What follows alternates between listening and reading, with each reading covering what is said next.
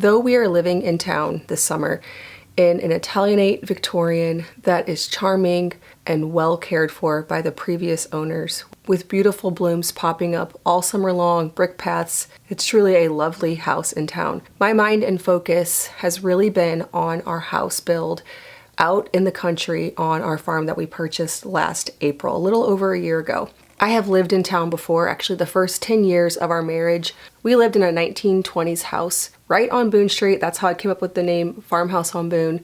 But we had a huge garden in the backyard and chickens, and I always longed to find somewhere in the country, somewhere where kids could just run and roam. Ideally, a place with a creek, with water, with plenty of space. We finally found that place, and the house is coming along. So we are through framing. In a recent video, I shared with you a tour of the framing and how everything is laid out. A better look at the design than what I had originally when I just shared with you the plans a few months ago. It's all taking shape and starting to actually look like something and giving my mind more to ponder on when it comes to the actual design. Now, for those of you who haven't built before, I'm in that camp. So every part of this has been such a learning curve. I didn't really know when I was supposed to think of certain things. Some things I planned way too in advance on, honestly. Like, I wish I had not thought about them so soon and wasted energy and brain space, but I didn't know what the order was for things. And then some things I've been a little bit blindsided by, like finding out that I kind of need the bathrooms almost designed before the plumber can come rough things in, which ends up happening probably about, in our case, and I know this can vary widely based on your project, but about 6 months before the house will actually be done. So I thought basically you built the house, and once the flooring is in, you design the bathroom and put in, the cute little sink that you want or the tub that you want, not thinking about the fact that all of the plumbing rough-ins would need to go where they go based on your bathroom design. So for an example, if you want a sink that has a faucet that comes out of the wall, you need to have thought about that long before you put on drywall or beadboard or whatever it is that you're going to put on. That makes sense to me now. It's just something that I wasn't thinking about yet. I'm kind of focused right now on where the rooms all go, the framing, making sure that everything looks right according to the plan, and not realizing that we're already at the point now where things need to be designed. Another example of that would be the electrician, who by the time this video comes out has already come. At that point, which has already happened once this video comes out, I need to know where everything goes, which has always made sense to me. I get that, but I started looking through a lot of my design books and noticing things just as small as, okay, there's a little chair, a beautiful chair over here in this corner and a sconce on the wall. I need to know that I'm going to put that chair there so that there can be a sconce. Another thing that I thought about was we want to have a piano in the new house. We had a beautiful antique piano that we had pretty much just purchased before selling our house. Well, less than 6 months before that. And the new owners wrote that into the contract. They wanted that piano, which was fine with me because when you're selling a house, you have a lot of showings. The last thing you want is to pass up a deal just because you have to part with the antique piano that you just purchased. All that to say, we decided to not get a piano here in this house because it's a temporary house and you need to hire piano movers to get something like an antique piano into the house.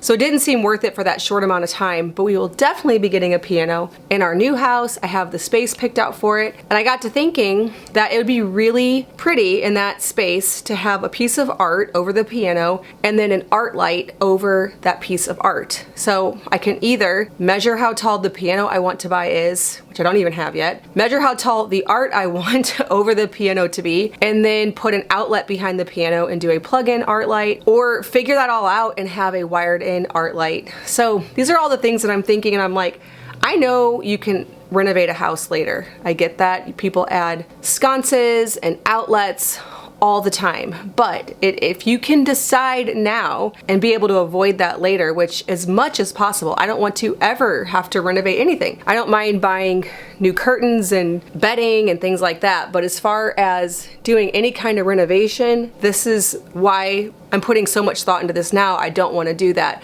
Probably to the point where if I make a wrong decision, which I'll inevitably make several, we'll just end up not having the art light. In our last house, we put some battery powered art lights over some spots where we wanted art lights without having to hire an electrician, and the batteries run out so fast, you never want to use them. It doesn't really make sense. And so these are the kind of things I'm trying to think about in this design. And normally I put these types of chatty videos over on my podcast channel, Simple Farmhouse Life. It's where I sit down, answer questions about the build, talk about pregnancy, birth, have guests on, and do these long form types of talking videos. But today I wanted to share some visuals. For those of you who want to go along a little bit on this design process and not just have me explain it when it's all done, I'm trying my best to document it along the way, just to share the process for how this is working. Of course, I am not a designer. I know how I want the house to feel and function. And so to take you along with the mistakes and failures and successes and thought process of all of that, I think it'd be helpful for you if you are planning to build a house, renovate a house, or just entertained by that type of content, which I am. I love design. I know normally here on this channel, I share lots of cooking, and that's because that's what I'm doing every single day. I need to cook every single day for my large family. When I'm sitting in bed on Pinterest, on Etsy,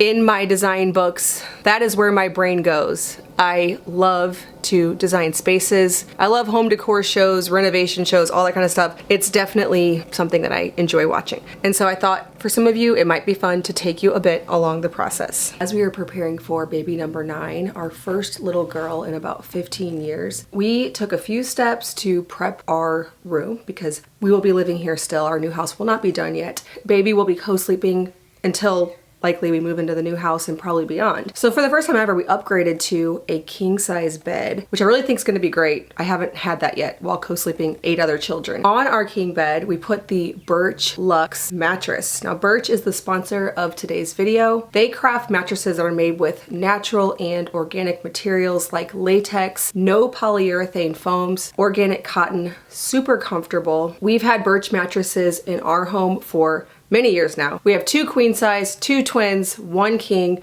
Slowly have replaced mattresses throughout our home with Birch. Because we spend a third of our lives in bed, it makes sense that we would make that environment as non-toxic as possible. Now, with the conventional manufacturing process of making mattresses, they tend to off-gas. So that's not something that I wanted to fill our sleep environment with. And I know that I can trust Birch mattresses are made with high quality materials. Birch offers a 100-night sleep trial and a 25-year warranty. So you can test it out, make sure it's going to work for you, make sure it will relieve all the pressure points. With the 25-year warranty, you can be sure that what you're investing in will last a long time. The best part is Birch ships right to your door. They also offer in-home setup to make it as convenient as possible. We have 2 of the Birch natural mattresses and 3 of the Luxe. The Luxe is a premium upgrade to the natural mattress. It has layers of organic cotton wool, a cotton pillow Euro top. All that to say, it is extremely comfortable. Now, Birch is offering an exclusive deal right now with their 4th of July sale, 27% off. You can use my link, birchliving.com/farmhouse. I will leave it linked in the description box below. You can also grab the QR code right here. I love my Birch mattress, and I know that you will too. If you are looking for a new bed, make sure to check out Birch. Get in on that 4th of July sale while it is still going. Some of the books that I like to look through. Back when we first shared that we were doing this, and well before I shared that on YouTube, I purchased this book, Creating a New Old House, because it gives the blueprint for how to do this. Now, it's just a starting point, and then you need to interpret it for your own property, your region. What I really appreciate about this design style and what I'm trying to go for is not just building something that will function for your family and be beautiful, but also being very mindful of the location that it is on. So this book features homes that I would never build because they're in totally different regions of the country where their style actually makes sense. And I've seen so many people do this so well. For example, I follow Turner Farm over on Instagram, and she and her husband built a beautiful home that really complements the landscape. It has a very rustic timeless feel, but also, you know, there's some modern thrown in there as well. And it just looks fitting in the setting that it is in. And I really appreciate that just as a person going through life, driving down the roads, when something doesn't look completely out of place, it makes the landscape around it more beautiful. Whereas when houses just pop up without any consideration of the setting around them, it's just not fun to look at. It's not something pleasing. And I think the reason why I lean into this new old house thing, as opposed to just saying a timeless house that fits in the landscape, is because before we made buildings really quickly, and over the years have come up with ways to cheapen things and make things faster and easier, I think the houses really did complement the landscape. Even simple, humble homes still had a symmetry, still were designed with the land around them in mind, you know, thinking about which way the house faced for best sunlight and airflow, making sure the layout of the property was nice. And we've lost that. And so that's why I like this book, because it talks about using that and then also using history as a guide. Because since we've really lost that art over the last 100 years, we don't really have much to look to except history. It's not common building practice anymore to consider a lot of aesthetic things. And I have noticed that throughout this whole process, everyone wants to talk you out of your vision because it's just not the way that it's done. It's not standard. Synthetic materials are pushed and people stay away from classic materials. And that is something I really wanted to stick to my guns on throughout this whole process, knowing that it would be very unconventional and have a lot of people shaking their head and thinking, why? Why?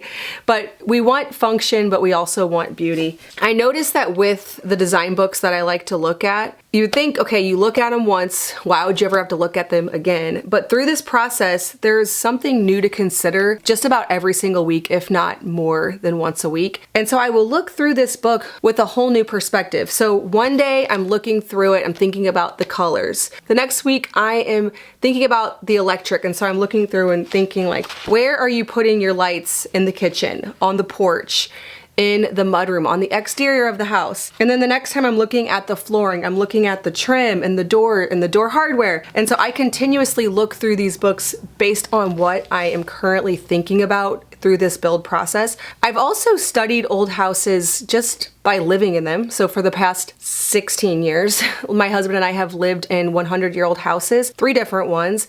And so I've had the opportunity to observe a lot of things. So one small example of this is right now we are spending so much time refinishing doors, matching hardware, matching hinges and mortise locks and rim locks and doorknobs and all the different parts and pieces of old doors to actually make them work in a house, which you can see why people just say, don't do that. Just buy standard hollow core doors and move on with your life. But I don't care if this takes longer. We want a house that looks old. And so I have gone around the house that we're currently in, and I've noticed all of the things I'm looking for and how they actually function in the door jamb. Things like half mortise hinges, because some of our doors have half mortise hinges.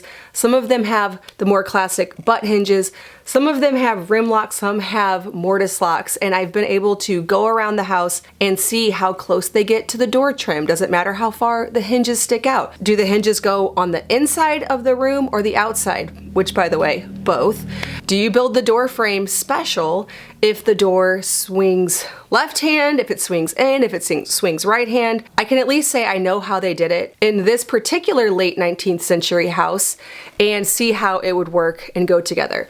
Another resource that I've really been studying are a few accounts on social media. So one is Circa Houses. It's a real estate website where they list old houses, but I love it because you can just scroll right through the Instagram and it has the year of the house right on the cover photo. So you can scroll through, see if you see one that's similar to the house that you're trying to achieve, or if you already own an old house and you're wanting resources for how to fix the house up authentically, because many old houses, they're old, but they've been changed so much through the years that there's nothing original about them, and you actually have to impart that character back in them. So yes, you are starting with an old shell, but you're essentially building a new old house in a way because you have to put the character back that was stripped away.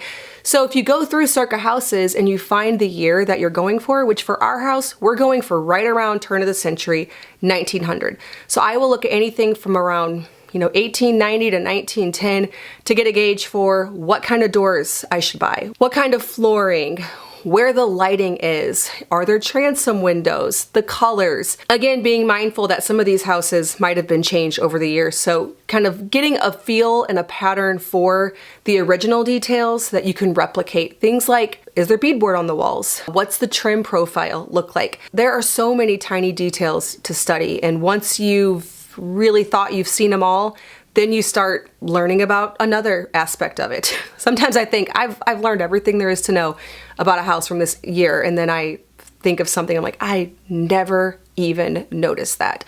Like little subtle things on the exterior of our house that Brent Hull helped us to design into the plan.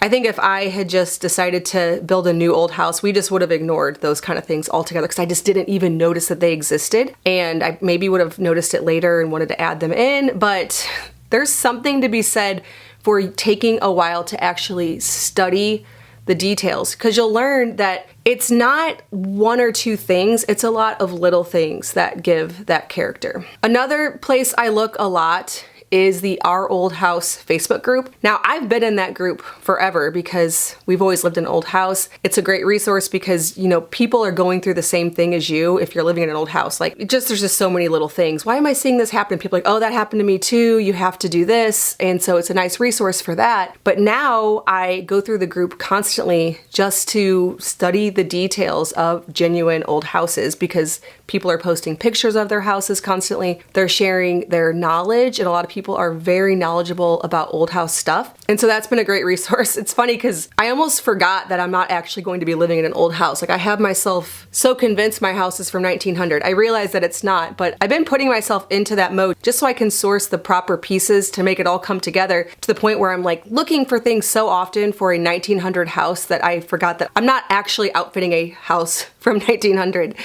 which I'll have to remember because I've been so in that mindset for so long. Another place that's been a great resource for me is Etsy. I have found a lot of reclaimed things at local places, antique shops. I picked up a few doors from an architectural salvage place in St. Louis. They also have bins and bins of hardware to look through, and that's been a great resource. But when I need something specific, I have been going on Etsy because there are things that I need exact dimensions for, and I can search those directly on Etsy and just look through listing after listing. Now, that's the more expensive way to do that for sure, because you can find old doors on Facebook Marketplace, and I did find some on Facebook Marketplace all day long. They're easy to come by. People don't really know what to do with them, but they assume people will want them for decor. I think people like hang them on the wall or something. But you can find them if you want to do actual old doors in your space. But on Etsy, I can find exact. So I had a very specific size I needed for the pocket doors going into the living room. I wanted them to already have hardware because that's something that's pricey to find brand new. Places like House of Antique Hardware, you can find reproduction hardware that looks amazing, but that is pricey. So you have to factor that into, yes, if you're getting a very cheap door, but then you still have to get the hinges, the locks, the face plates, the knobs. You may end up spending more than if you had found a nicely refinished and stained one on Etsy, and that's something to consider. I also had a closet upstairs that had double doors, and I found the perfect door on Etsy. So that's something that I've used a ton.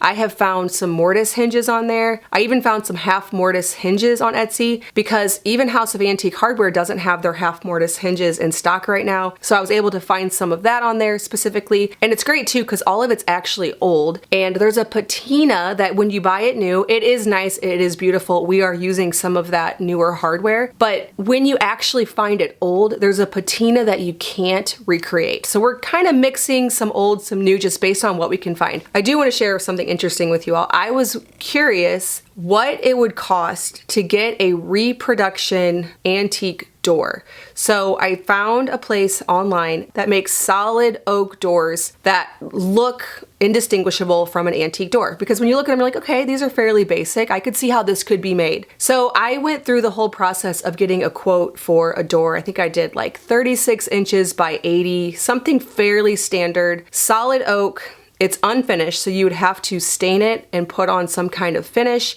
and it had no hardware. So it was just the basic door with all of the, you know, beveled edges or whatever you want to call it. I'm sure that's not the technical term. But it looked like an antique door, solid oak, instead of being hollow core like doors are today. In fact, Brent Hall has a really great video on hollow core doors. He cut a door in half so you could actually see what's inside them. And you'll see why antique doors are so ridiculously heavy. They are so heavy. Hopefully our builder doesn't have too hard of a time installing them. But anyways, I got the quote in my email because it didn't show you the price. It just made you put in all the things that you would want. And I selected pre-hung. Okay, so this is it having a frame, which is another whole thing because when you buy old doors, you have to actually get a frame for it. $3,000. And this was without stain and finish, and it was without hardware. And I'm not even convinced that after we would have re-stained it, that it would have looked antique, because there's just something about those old doors, and maybe we could figure out how to recreate it. Honestly, we probably could.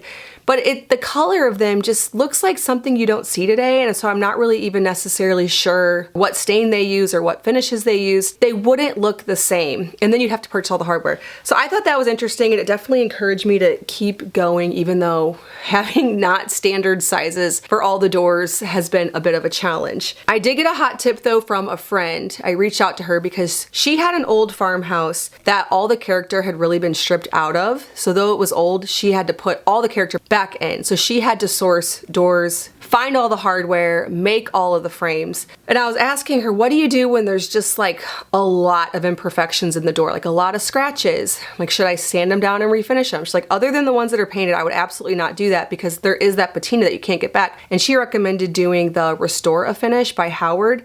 So we picked up some of that and think that's really going to be a game changer for finishing off the doors to let them keep their antique charm and patina, but still scuff out some of those imperfections. Now, one of my design goals with this house is to have a home that feels very lived in, very country, very farmhouse. It's on a farm and it'll be messy, and I love that lived in layered look. And so I want it to be a little scuffed up. We're choosing finishes that won't look perfect for very long, but that's what's going to give it that charm and character. So another example of that is we are not doing LVP, we are not doing vinyl flooring. We are planning to do heart pine flooring. I've lived in 2 old houses that have had heart pine flooring. I've lived in 1 house that had oak flooring. The oak floors are beautiful. They're in beautiful condition. They are so lovely.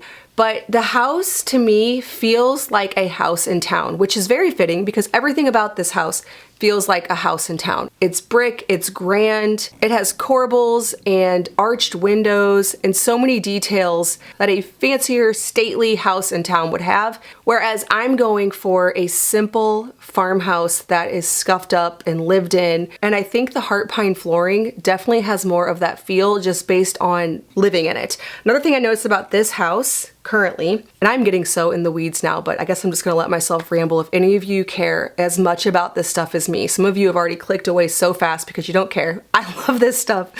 But I just, my brain's been obsessive about it. This is what I've been into. I actually measured the flooring in our last house before we moved, and I measured the flooring in this house. And I noticed too, and I think if you're more of a history buff, you can correct me, I haven't verified this, but it would make sense to me that the skinnier flooring would be harder to install, maybe a fancier type of application, a nicer application. And so this oak on this house in town, in this brick Italianate house, is 2 1/4, I believe it was. But then the flooring in our last house, which was a very country farmhouse, it was 3 1/4, and it had that orange look to it because it's heart pine, and over time it ages and gets that color. So that is the look that I'm going for with the house that we're going for. And people have warned me that heart pine, which I've lived with heart pine, I know, it's not as tough and durable as oak. It's actually pretty close. Some of the lesser grade pines and Douglas fir are even softer and easier to scuff up. But that is okay. We are going to embrace the lived-in look. Like, I'm not gonna distress it on purpose. I've seen people do that. We're not doing that. We don't need any help with that. But to have it wear and look like a family loves it through the years, that is something that I want anyways. Another thing that we're doing for that same look, we're doing wood on the 3 porches. Now one's a real porch, the other 2 porches are just supposed to look like porches, but they'll actually be a sunroom and square footage. But the back porch mirrors the front. It has the exact same footprint, it has the same roof line, and it's supposed to look like a porch that was closed in with windows. So I really would like to run the same flooring in both of those porches, do an unfinished flooring and paint it with linseed oil paint because it's less likely to chip. But I want to have that look of this was an old porch, we closed it in. Now I have been debating on the color of the porch. You can see this porch here on the New Old House book. That's kind of a classic color you see a lot. When I look through all the houses from 1900 on Pinterest, on the Our Old House Facebook group, in the Circa Houses Facebook group, I do notice a lot of grays and blues. Oh, and here's an example of a windowed in porch in the New Old House book. As you can see, they also have that bluish painted floor. So I love that. And I like that they took the effort to put exterior siding and beadboard on the ceiling and shutters to really make this look like a screened-in porch. So instead of it just looking like it from the outside, on the inside you really get the sense and the feel that that's what it was. So that's what I'm trying to create. It's gonna be a little trickier because ours isn't just going to be a sitting room. It's going to have a pantry, a laundry room, a mud room, 2 bathrooms, and a closet on that porch footprint. I could see how it'd be really easy in this space here with a sitting room to really sell that look. For me, we are gonna put the beadboard or the clapboard on the exterior to make that sort of look like siding. However, there's going to be a washer and dryer in front of it at one point, a refrigerator at it at one point. So we'll do the best that we can with that look. But the painted floors is what I wanna do. There was another house in this book that had a beautiful green painted floor. Ah, this is it. And I love it. This is the photo. I think it looks so beautiful. And notice they do also have the beadboard there. I haven't looked through this one yet thinking about the lighting, so I'm looking at their porch lighting. But notice how this really, if you saw this, you would definitely think it was an old house because of all that charm and character. Whereas if they had used a modern decking material, it just would not have that same feel. I'm also thinking about the feeling underfoot when I walk out barefoot on the porch and it feeling like a country porch. I want it to be wood and I want it to be painted. And these are the kind of things that I know there are so many of you whose personalities are different than mine and you're thinking, but why would you, like take the effort to paint that in upcoming years?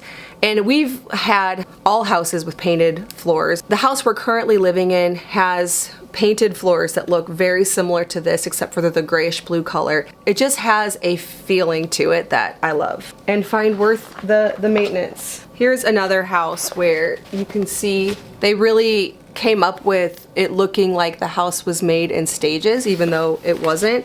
Ours is not quite that distinct as this one here, but that's just something to think about if you are trying to build a house with a story. And I follow, and I mentioned this before, but I'll mention it again if you didn't see the last design video I did about the new house. Jay Osborne over on Instagram, so he has the free farmhouse plans, and he has this really basic small farmhouse, but then somebody that built that built onto the side, so they genuinely did add on to it later. It was only probably 5 years, not like generations, but it just has so much charm. It's a very simple country house, but instead of building this huge house at once, it was added on to, and it just has charm and character. So I think you can choose these finishes and replicate some of these ideas no matter what house size you're going for. Another thing that you'll notice if you look through this New Old House book, and something that we are definitely designing into our new house, is tons of paneling. So notice here, this is obviously shiplap, and another thing that makes it really have a lot of character.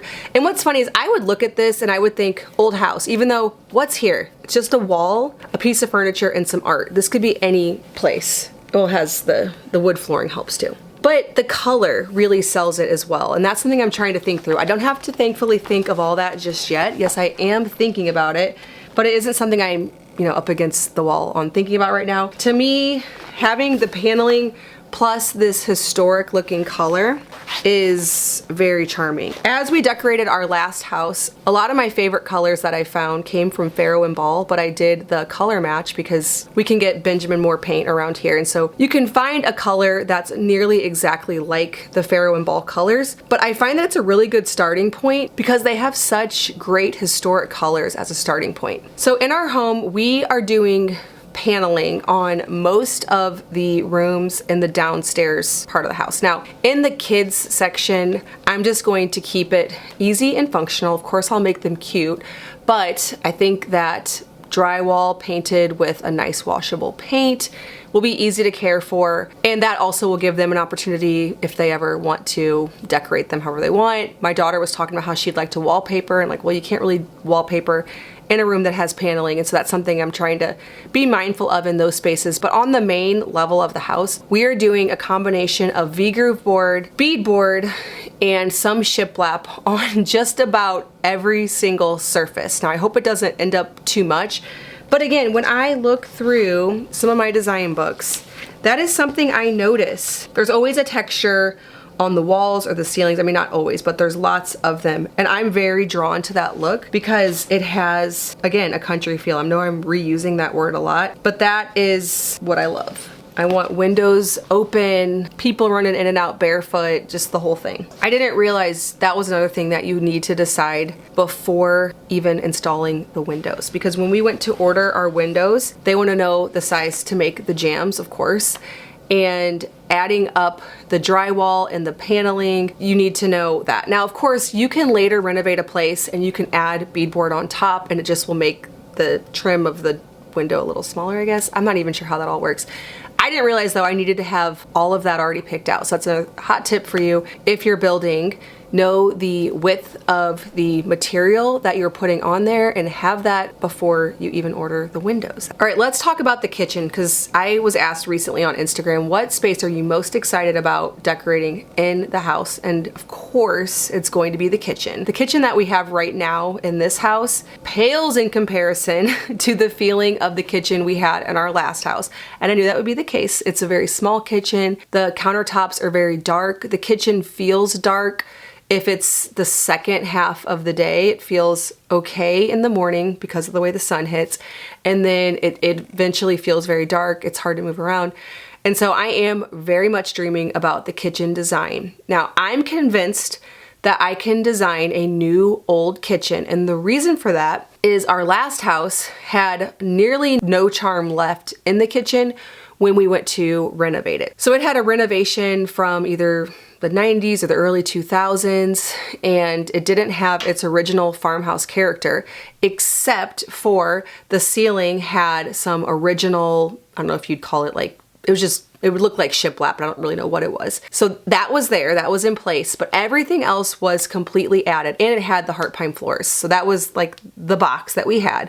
We added beadboard floor to ceiling. We added some historic looking paint colors and cabinetry and a few standalone pieces like the island that felt more like a table and a hutch that I found at an antique shop and some shelving, things like that. So I know that it doesn't take having an old house to make a kitchen look old, because ours was stripped of everything and I still feel like it had that old house feel and charm when we were done with it, even though it was really all brand new. So I did already have a new old kitchen in a sense. On the walkthrough update video that I did a few weeks ago, I shared with you a lot of the kitchen design plans. I shared the cabinetry that we're doing, and I showed a little bit about the color that we're doing. I thought I'd go a little bit more in depth on some of the other aspects. I think I'm going to choose, this is called, and it's hard to see because I think I have my camera a little bit too bright. There's a little bit of a better picture. And I'm not gonna pronounce this right, but it's spelled like that by Benjamin Moore.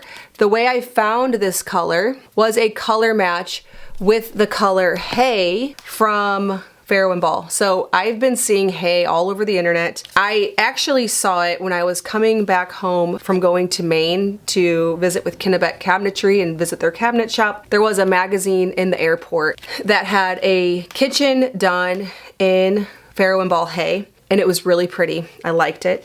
And so I'm leaning towards that direction. I have a whole bunch of yellows here. Kennebec gave me these. This one's called Wyndham Cream, which I really like this one too.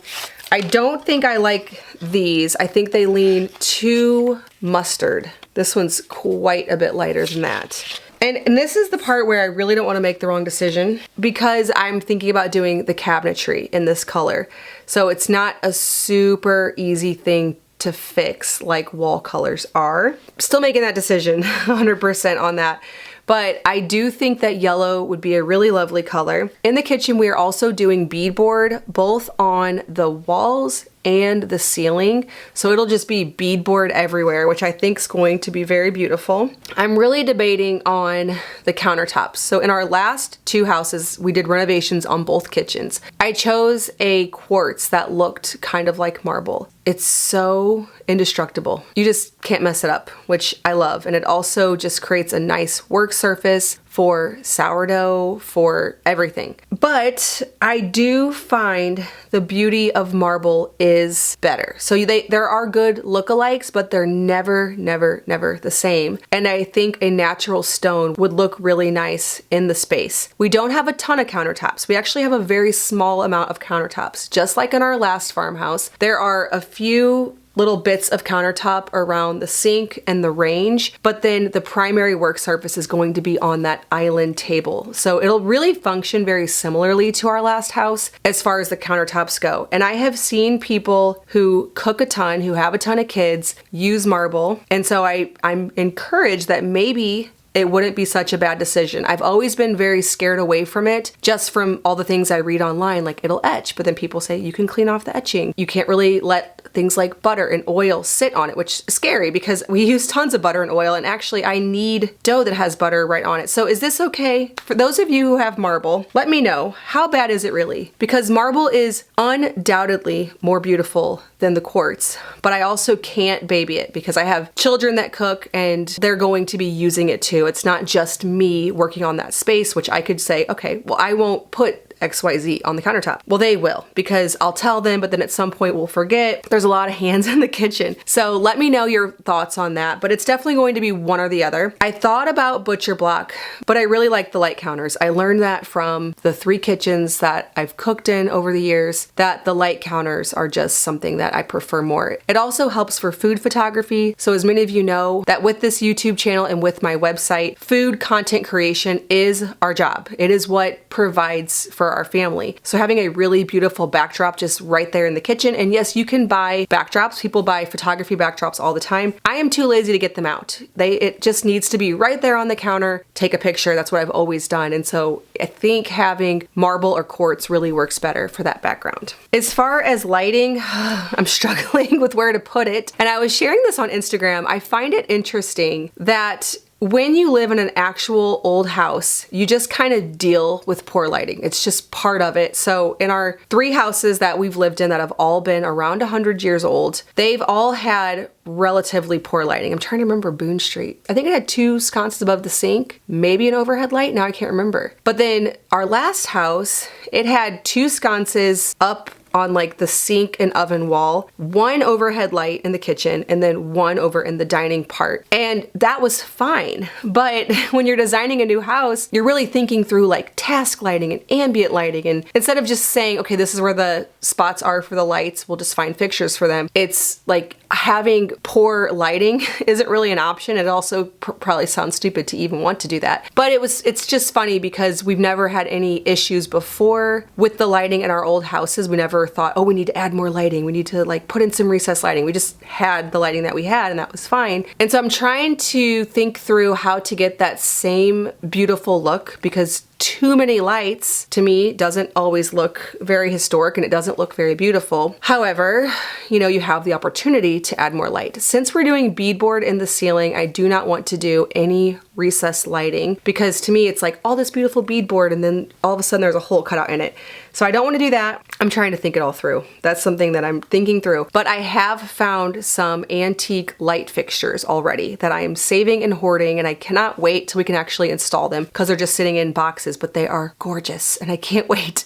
The problem is a lot of the ones that I find beautiful aren't ceiling lights. They're lights that hang down. They're like chandeliers or pendants, I guess you could call them. And so they don't provide the best task lighting. They provide that ambient, warm, beautiful lighting, in my opinion. But then there are times in the winter where you need to turn on those ugly, like fluorescent lights from the ceiling. We had that in our last house. Over the island, we had a beautiful antique fixture, so it looked lovely during the day, but we had bright bulbs in it. And I just hate the way the kitchen looks when those are on. However, it's nice to have them when you need them. And so we're trying to find that balance. Another decision that's been made in the kitchen is the range. And I know so many of you really wish I would have taken with me the range that we had in the last house. And actually, the previous owners were just going to sell it. They said that we could take it if we wanted it. But for many, many reasons, I did abandon the stove and just left it with them. One, when you're moving, there are so many moving parts, so many things you think, oh, I'm gonna do this, I'm gonna do this. And then it's just like surviving and getting out of the house is what the whole goal is. Two, the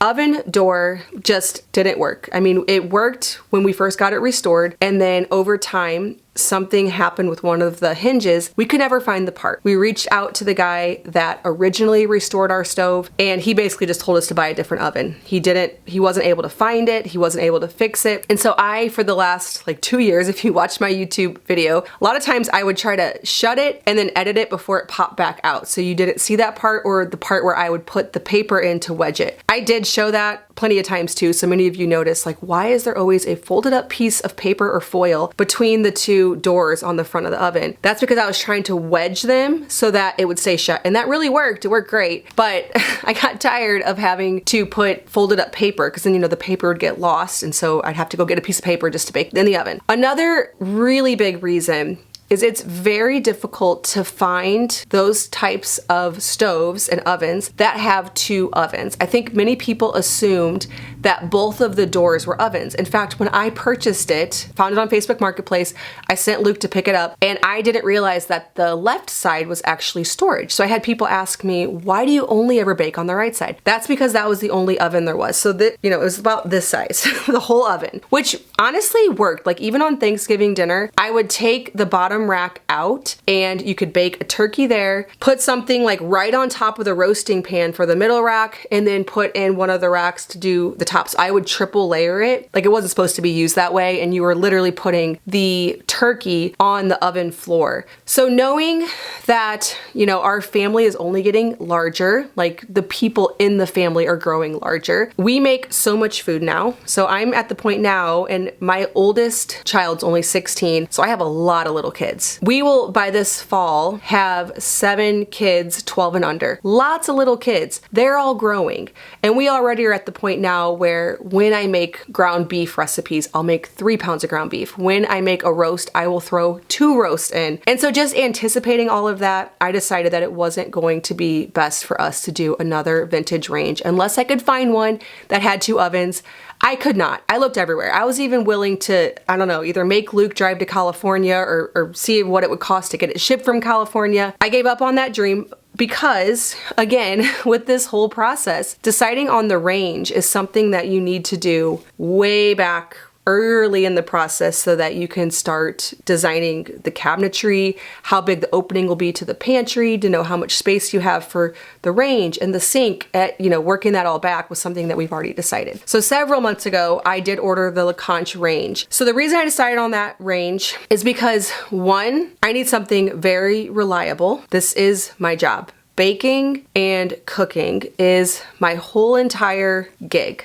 So I needed something larger, something reliable, but I also wanted something very beautiful. I think antique is the most beautiful of all of those options. I think that's why so many people end up doing them, because they're beautiful. And then something like the Aga, that's very beautiful. My friend Leslie Burr, she's been on the podcast twice. She's definitely tried to convince me to do the Aga. I still had some reservations about it. Mostly just I was so worried about keeping it on year round. It's not that I'm worried about it being there on, like if we're to leave the house, none of that. I just know that it would get so hot. I just know it would, because our last oven, this is another thing about a vintage range that I don't think I ever really talked about much, it definitely radiated the heat when it was on. So when it was on, and any oven's going to do that. You're baking at 500 degrees or whatever if you're doing cast iron with Dutch oven with sourdough. I think it made our house even warmer, and so I was worried about that. I did find a compromise. So we are doing a wood cook stove over at the chimney portion. So I will be cooking on that in the winter time. I cannot wait. And then the rest of the year it'll look beautiful. So I'm excited about that. But then we're doing the LaCanche range. I ended up going with the smaller one. I believe it measures 39 inches. So they make big ones, but I know that this 39 will be fine, because right now we already currently have a standard range, which I just Googled, what's a standard range? I think it's 30. I don't know. It's very standard. And it's fine because I can bake 2 cast iron Dutch ovens at one time. It's just the capacity compared to my last oven on just a standard oven from Lowe's is so much greater than my vintage range, to the point where I'm like, oh, I have so much space now. I think that the 39 will be perfect. I know they make much larger ones that have all these burners. I could maybe see how that would be really nice to have extra burners, but still it's rare that I use all of them. And this one does have a 5th one. So I think that that'll be great. If we were making tons of food and in a huge pinch, I guess we could just go ahead and light up the wood cook stove any time of year, and just, Thanksgiving, that would be a time of year where we could have both going. So I think we're gonna have plenty of capacity. I think that the LaCanche meets the needs for me of being beautiful, because this is what I do for a living. Capacity, and I guess that's it. That's really what I was looking for. Beauty, capacity, and that's what I landed on. And I have seen the LaCanche in many a country kitchens. I see it in very upscale kitchens, but then I also see it in more lived-in country kitchens, farmhouse kitchens. That's kind of where I am right now with the design of the kitchen. I think more clarity will happen as it progresses. I try to remember that I can walk into any kitchen and I can make it my own. I can find where everything goes. I can organize it. I can add art. I can add curtains. And so I'm trying to just get like some nice classic things, and then we'll work on how to bring my vision to life of how I want the house to feel once I just feel it. Once I'm there and there's my kitchen table right here and there's windows here and a sunroom, I think more inspiration will come at that point. I know there'll be many more, but I've been starting to think through, and this is probably another video entirely because I have talked for way too long at this point. I think I could talk about this design stuff for hours. I'm sure many of you have clicked away at this point. But one thing that we've had to compromise on is I don't think we're going to be able to have a wood stove or a gas stove of any kind in our bedroom, which I'm super bummed about. I don't really know why we couldn't make that happen. I have lots of thoughts about how we can make it look like one or be cozy, but I don't think that's gonna unfortunately happen. So we will have a wood burning stove on each side of the house, but just one on each side of the house. One will also be a cook stove. The other will be a freestanding wood stove that will really pump out the heat. So if you're curious which cook stove we're doing, I was actually able to partner with Thornhill, the model that has the 4 oven doors, but one of them is glass with a fire in it. That's the one we're doing. I was eyeing them up a long time ago. I started speaking with the company and we are able to bring that vision to life. I can't wait to see all these pieces come together. I feel like I'm fairly good at visualizing things, but then there's still so many things that once I see it, there's a lot of clarity on the direction moving forward. Some other books, I said I would share some of my other books that I like, and I will take recommendations for any other design books for those of you who love stuff like this. This is the kind of thing, if I'm thinking about having like a relaxing night, it would be to look through and find new layers and new details in some of these books. And some of them are old and outdated, but I still get so much inspiration from the way the living room is laid out, from the placement of light fixtures and shelving and hardware. So this book, this is called Country Home Book. I will take all the country home books that you send my way. This one, I love this section on hardware. because this is something I've been thinking so much about. For example, in our house, I have not been able to find French doors that will fit the size going into the sunroom. But you can take new French doors, just basic French doors with tons of lights in them, lots of windows, which is what I want because I want lots of light in the kitchen. And then you can add things like these sliding bolts, or I don't know how to pronounce it. It's spelled C-R-E-M-O-N-E, bolts. And they're really long and they go into the floor or the ceiling. Take that, put that on a new French door, and you have a very charming situation going on. And that's something that you can add over time too. So hardware is something that's been very fun for me to look at. Even little tiny things. I was on the Our Old House Facebook group, and somebody put little dust corners in all of their steps. And so then I went on Etsy and I searched dust corners. And I'm not ready to do that yet. But that's just something where I'm like, see, those are those little things when you're in an old house. You're like, what's this? What's this?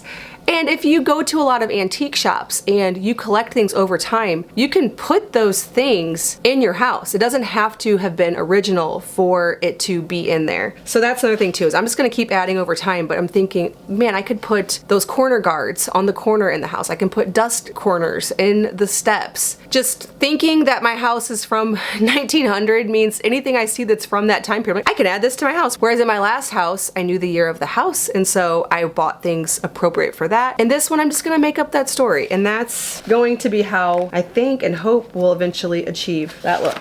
Here's another cute bathroom. Every time I see it, I think this is so cute. It's just a real simple bathroom, but they have the beadboard. They have the one light above the mirror. Oh wait, they have beadboard here, and then they have a ticking stripe wallpaper above the shelf. I liked this picture when I saw it because I liked how they had a pedestal sink. That's so classic, but then they also have a shelf to keep all the things, because that's something you sacrifice with the pedestal sink. But then what a clever solution. So that's that book. And then I also have British Designers at Home. This one, I get inspiration from layouts. It doesn't always have the same feel that I'm going for, but just in general, design and placement and layouts and lighting and lamps, I can get from that. Another country house style book. I get inspiration from the gardens, from the stacks of china and collections, and the upholstery fabric, just so many things. And then I have, what is this? Perfect English Farmhouse. Anything farmhouse. Now I know that people say the farmhouse trend is dead in the traditional sense. I think, you know, we're thinking like modern farmhouse, which honestly, that was a very short-lived phase that anybody, I think, really liked that. However, there's always a place to me for these worn, lived-in homes. Just finding the nooks where they put little bookshelves and rugs and lamps. Beautiful. So this is where my mind has been going with building our house. Trying to be intentional about the choices that we can make now, but also realizing that we can add things later. I will always be decorating this home, and there'll be many more projects to come, but I have a lot of fun with this. And I think this build goes back and forth between being really fun and then having to step to reality and think of all the actual logistical parts of it, which to me is not so much fun. So I'll be really happy when we can get past this and I can just like sew a curtain and put something cute on the shelf and reorganize my pantry. You know, next year we'll be doing all of that. All right, well, I hope that you enjoyed following along with me on this very long design chat. And if you like videos like this, let me know, because I would like to continue to make these just periodically throughout as decisions come up and I'm thinking of new things. Being able to look back and see where my head was with the process will be fun for me in the future. And then maybe if you are ever wanting to build a house or add character to a house that doesn't have any, either it was stripped away or it never had any, I hope that talking through some of this can help you and inspire you.